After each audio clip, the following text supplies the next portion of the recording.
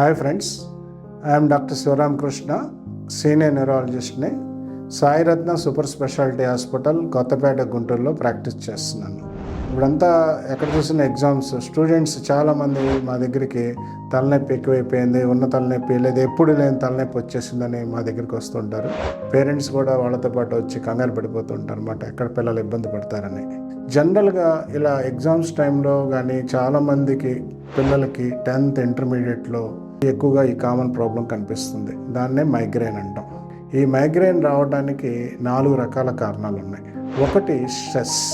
Exams టైంలో ఎడ్రినర్జిక్ hormones, cortisol ఇలాంటివన్నీ కూడా సర్క్యులేషన్లో పెరిగిపోయి అది సిస్టమిక్గా బ్రెయిన్ మీద, నరాల మీద ప్రభావం చూపించి తలనొప్పి వచ్చే ఛాన్సెస్ ఉంటాయి.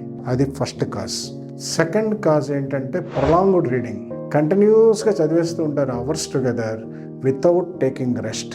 రెస్ట్ అనేది మెదడుకి కంపల్సరీ. 1 hour 40 minutes తర్వాత ఒక 5 minutes గ్యాప్ ఇచ్చి చదవండి.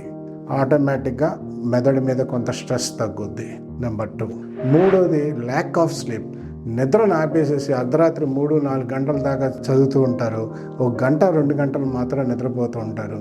ఆ స్లీప్ సైకిల్ డిస్టర్బ్ అవటం వల్ల మెదడులో న్యూరాన్స్లో తేడా వచ్చి మైగ్రేన్ రావచ్చు. 4 ఇర్రెగ్యులర్ ఫుడ్ హ్యాబిట్స్. రోజు టైంకి తీసుకునే ఫుడ్ హ్యాబిట్స్ మొత్తం మారిపోతాయి. అన్నం అనేది సరిగ్గా తినరు, లేకపోతే ఫాస్ట్ ఫుడ్ ఇలాంటి రకరకాల ఫుడ్లు ఎక్కువ తీసుకుంటారు. కాఫీలు ఎక్కువసార్లు తాగేస్తారు, టీ ఎక్కువసార్లు తాగేస్తారు. ఈ అన్నిటి మీద మెదడులో చేంజెస్ వచ్చి ఈ మైగ్రేన్ కానీ తలనొప్పి కానీ వచ్చే ఛాన్సెస్ ఉంటాయి. మీరు తలనొప్పి వచ్చిన వాళ్ళందరూ ఈ 4 ఫ్యాక్టర్స్లో ఏముందో చూసి దాన్ని తగ్గించుకోగలిగితే డెఫినెట్గా చాలామందికి తలనొప్పి తగ్గే ఛాన్సెస్ ఉంటుంది. Thank you.